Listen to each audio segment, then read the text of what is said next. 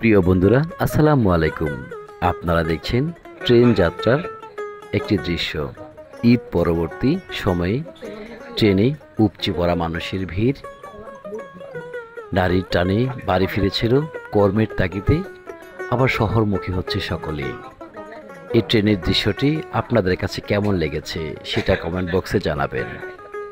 আর বন্ধুরা, এই ট্রেনের ভিডিওটি কোন স্টেশন থেকে ধারণ করেছি আপনারা কি কেউ বলতে পারেন?